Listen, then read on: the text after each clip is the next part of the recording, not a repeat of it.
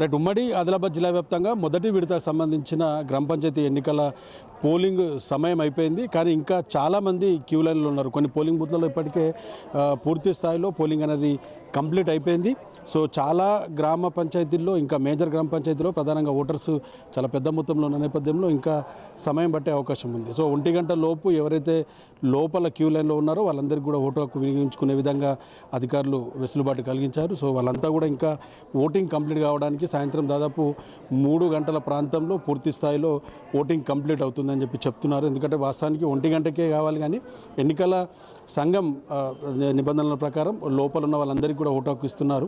దాని ప్రకారం ఇప్పటికే కొన్ని పూర్తయిన దాంట్లో అన్నీ కూడా సీల్ చేస్తున్న పరిస్థితి ఉంది. కౌంటింగ్ కోసము ఏవైతే పిఎస్ పోలింగ్ బూత్లు ఉన్నాయో వాటన్నిటికి సంబంధించి అన్నీ కూడా ప్యాక్ చేసుకొని తర్వాత కౌంటింగ్ కేంద్రం కూడా ఇక్కడే ఉంది కాబట్టి ఆ ప్రాంతానికి వీటిని తరలిస్తారు. సో ఇవన్నీ కూడా ఒక్కొక్కటి పోలింగ్స్ సంబంధించి చిట్టీలన్నీ కూడా అందులో వ్యాలిడ్ ఓట్లు ఎన్ని ఉన్నాయి, ఇన్వాలిడ్ ఓట్లు అన్నీ కూడా డివైడ్ చేసిన తర్వాత కౌంటింగ్ ప్రక్రియ అనేది ప్రారంభమవుతుంది. సో మేజర్ గ్రామ పంచాయతీలో ఇంకా పోలింగ్ కొనసాగుతున్న దాంట్లో ఇంకా అవన్నీ కూడా లేట్ అయ్యే అవకాశం ఉంది. చూడవచ్చు క్యూ లైన్లలో ప్రస్తుతం ఇచ్చోడకు సంబంధించిన పోలింగ్ కేంద్రంలో ఉన్నాం. ఈ క్యూ లైన్లో ఇంకా చాలామంది ఓటర్స్ క్యూ లైన్లో ఉన్నారు. వారంతా కూడా తమ ఓటు హక్కును వినియోగించుకుంటున్న పరిస్థితి ఉంది. సో ఈసారి అధికారులు లెక్కల ప్రకారం మన అధికారికంగా 1 గంట వరకు పూర్తయిన పోలింగ్ ప్రకారం 70% పోలింగ్ వివిధ గ్రామ పంచాయతీలో ఉమ్మడి ఆదిలాబాద్ జిల్లా వ్యాప్తంగా ఓవరాల్గా పూర్తయిందని చెప్పేసి అధికారులు లెక్కలు చెప్తున్నాయి. సో మొత్తం పోలింగ్ కంప్లీట్గా ముగిసే వరకు ఆల్మోస్ట్ 80% వరకు కూడా ఉమ్మడి ఆదిలాబాద్ జిల్లా వ్యాప్తంగా కూడా పోలింగ్ అయ్యే అవకాశం ఉందని చెప్తున్నారు. సో ప్రధానంగా ఆదిలాబాద్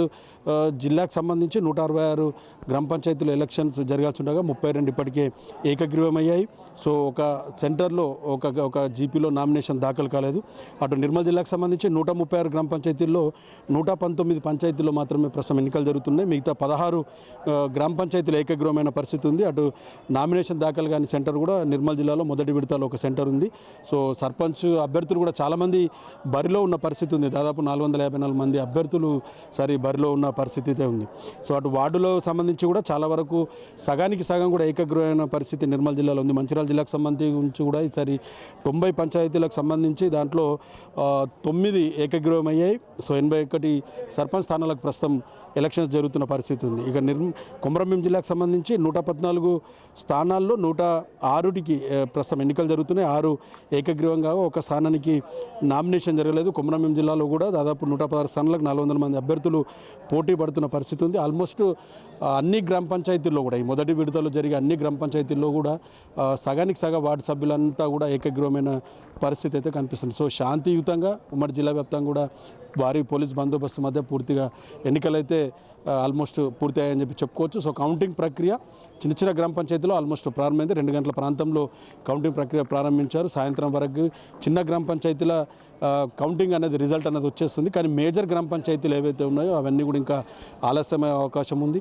క్యూ లైన్లలో చాలామంది ఉన్నారు కాబట్టి అక్కడ పోలింగే ముగిసేసరికి 3 తర్వాత పోలింగ్ ముగుస్తుంది కాబట్టి అర్ధరాత్రి వరకు కూడా ఈ కౌంటింగ్ ప్రక్రియ అనేది కొనసాగే అవకాశం ఉంది. ఎందుకంటే మొత్తం కూడా బ్యాలెట్ విధానం కాబట్టి మొదటగా పోస్టల్ సంబంధించిన ఓట్లను లెక్కింపు చేస్తారు. ఆ తర్వాత ఏవైతే బ్యాలెట్ పేపర్స్ ఉన్నాయో వాటన్నింటినీ వ్యాలిడ్, ఇన్వాలిడ్ తర్వాత అన్నింటినీ కట్టలు కట్టిన తర్వాత వాటన్నింటినీ కౌంట్ చేసే ప్రక్రియ ఉంటుంది కాబట్టి మేజర్ పంచాయతీల్లో అర్ధరాత్రి వరకు రిజల్ట్ వచ్చే అవకాశం ఉంది. సో చాలా హోరాహోరీగా అభ్యర్థులంతా కూడా పోటీ పడిన పరిస్థితి ఉంది.